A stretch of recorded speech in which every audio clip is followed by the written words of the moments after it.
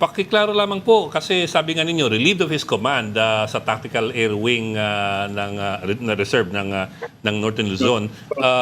Pero as far as the Air Force is concerned, hindi naman po siya tinanggalan ng rango. Tama ho ba? As far as the Air Force is concerned. Yes, sir. Opo, sa ngayon po kasi technically po kasi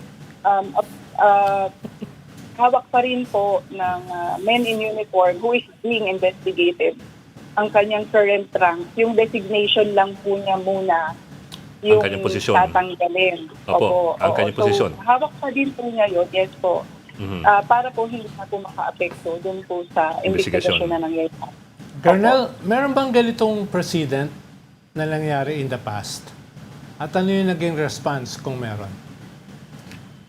I have to check on that po, sir, with our Reservist and Retirees Affairs, no?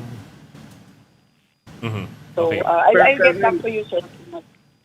Pero Colonel, parang ang bilis ng promotion ni dating Congressman Romero, no? Kasi nung 2024, full colonel siya, tapos nung 2025, first quarter, general na. Parang ang bilis ata. Wala akong Wala pa alam isang na... taon. Oo, na ganyan, nakakabilis na ma-promote to general, no?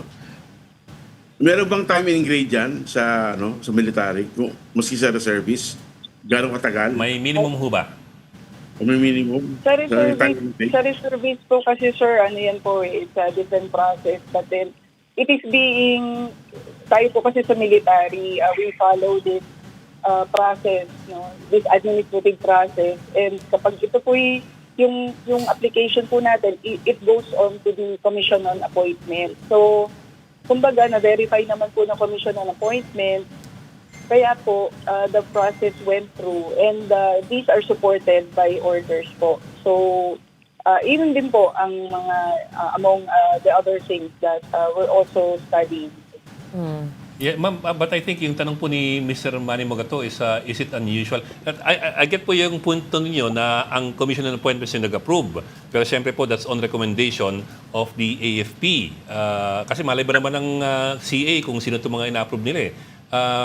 Ito bang pag-promote kay General Romero ay unusual in the sense na wala pang isang taon from colonel naging general? O ito po ba'y typical? Kasi may time and grade, di ba? Opo, ayun po yung, kaya nga po, nagkakaroon po tayo ng extensive investigation also para po mas maayos po natin yung mga rules and regulations po that kumbaga ma-update po natin para ma-ensure po natin that these are the proper updated rules and regulation when it comes to promotion. So, kumbaga ito naman po kasi, sir, is covered po ng mga orders eh. Hindi po natin questionin po yan. Pero kailangan nga rin po natin pag-aralan and iniimbestigahan po.